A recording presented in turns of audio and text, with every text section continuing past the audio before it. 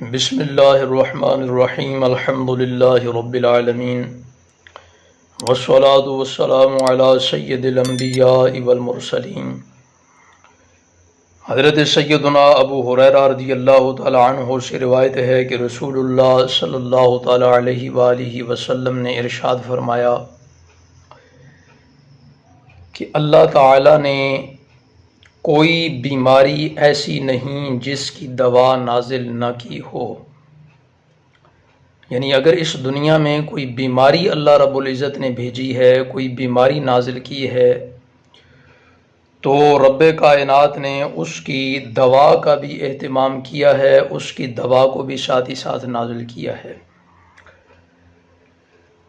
ایک اور روایت جس کا مفہوم یہ ہے کہ رسول اللہ صلی اللہ تعالیٰ علیہ وآلہ وسلم نے ارشاد فرمایا کہ تم بیماری کا علاج کرو لیکن حرام چیزوں سے دوا نہ کرو، یعنی حرام چیزیں بطور دوا استعمال نہیں کرنی چاہیے، ہاں حلال چیزوں سے تمام تر امراض کی، تمام تر بیماریوں کی دوا کرنی چاہیے، علاج کرنا چاہیے۔ بس اوقات ہم دیکھتے ہیں کہ مریض دوا کا استعمال کر رہا ہوتا ہے لیکن اسے شفا یابی، صحت یابی نہیں مل رہی ہوتی، تو اس کی وجہ یہ ہوتی ہے کہ بیماری کی صحیح تشخیص نہیں ہوتی۔ پھر اگر تشخیص ہو جائے تو اس پر دوا کی صحیح تجویز نہیں ہوتی، یا پھر دوا کا فقدان ہوتا ہے جس کی وجہ سے انسان اس مرض کے ساتھ لڑتا رہتا ہے اور اسے صحت یابی اور شفا یابی نہیں ملتی۔ ایک اور حدیث پاک جس میں رسول اللہ صلی اللہ تعالیٰ علیہ وآلہ وسلم نے ارشاد فرمایا کہ ہر مرض کی دوا ہے، جب کوئی دوا بیماری کے موافق آ جائے تو اللہ تعالیٰ کے حکم سے مریض تندرست ہو جاتا ہے، یعنی بیماری کے موافق دوا کا آنا یہ ازحد ضروری ہے۔ تو ہم یہ سنتے ہیں عام معاشرے میں کہ 2-4 ماہ تک ایک شخص ایک مرض کا علاج کرواتا رہتا ہے اور 2-4 ماہ بعد دوائیاں کھانے کے بعد، میڈیسن لینے کے بعد پھر معلوم پڑتا ہے کہ اسے تو یہ مسئلہ تھا ہی نہیں، اب تشخیص ہوئی ہے، اب ٹیسٹ کروائے ہیں تو پتہ چلا کہ اس کا تو مسئلہ ہی کوئی اور ہے، تو اس سے مسائل اور زیادہ بگڑ جاتے ہیں، مرض اور زیادہ بگڑ جاتے ہیں۔ تو مالک کائنات کی بارگاہ میں دعا ہے کہ اللہ رب العزت اول تو ہمیں تمام تر بیماریوں سے، آزمائشوں سے محفوظ و معمور فرمائے، اور اگر کوئی بیماری لاحق ہو جائے تو پھر بر وقت اس کا علاج کرنے کی اللہ ہمیں توفیق عطا فرمائے، اور ایسا علاج کہ جس کی بر وقت تشخیص ہو جائے کہ یہ مرض ہے، اور پھر اس کی دوا بھی بر وقت میسر آ جائے اور دوا کی بھی صحیح تجویز ہو جائے، پھر اس کے مطابق اس دوا کا استعمال ہو، اور پھر وہ دوا ہمارے لیے شفا کا سبب بنے۔ حقیقی شفا دینے والا اللہ ہے۔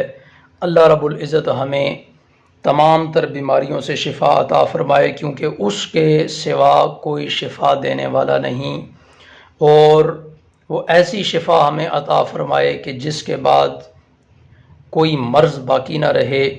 اللہ رب العزت ہمیں سمجھنے کی اور عمل کرنے کی توفیق عطا فرمائے۔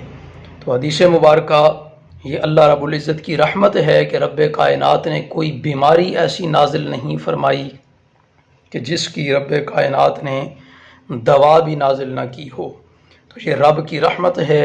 اور پھر حضور نبی رحمت علیہ الصلوۃ والسلام کی شفقت ہے کہ آپ نے ہمیں یہ بتا دیا اور یہ بات ہمیں معلوم پڑ گئی۔ تو اللہ رب العزت ہمیں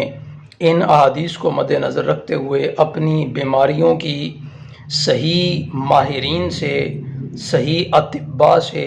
صحیح ڈاکٹر حضرات سے پہلے اپنے مرض کی تشخیص کروانی چاہیے، اس کے بعد صحیح انداز میں دوا تجویز کروانی چاہیے، اور اس کے بعد اس دوا کو استعمال کرنا چاہیے، تاکہ ہمیں اللہ رب العزت نے جو مرض دیا ہے، جو آزمائش دی ہے، اس میں پھر اللہ رب العزت ہمیں شفا بھی دے۔ تو رب کائنات کی بارگاہ میں دعا ہے کہ اللہ رب العزت ہمیں سمجھنے کی اور عمل کرنے کی توفیق عطا فرمائے۔ کہ میں بار بار اس لیے کہہ رہا ہوں کہ سمجھنے کی اور عمل کرنے کی توفیق عطا فرمائے، اس لیے کہ بہت سارے لوگ ان کو جب کوئی چھوٹا سا مرض لاحق ہوتا ہے تو وہ کسی ماہر سے رجوع کرنے کی بجائے، کسی ماہر اطباء، کسی ماہر حکیم کے پاس جانے کی بجائے وہ ادھر ادھر کی سنا کے بس یہ استعمال کر لو تو ٹھیک ہو جاؤ گے، وہ استعمال کر لو تو ٹھیک ہو جاؤ گے، تو وہ چھوٹا سا مرض، تھوڑا سا مرض ان کے لیے وبال جان بن جاتا ہے، اور چند ہی سالوں میں وہ اپنی صحت کا بیڑا غرق کر دیتے ہیں، جبکہ صحت بہت بڑی نعمت ہے۔ اللہ رب العزت ہمیں اس کی حفاظت کرنے کی توفیق عطا فرمائے۔ وآخر دعوانا الحمد للہ رب العالمین۔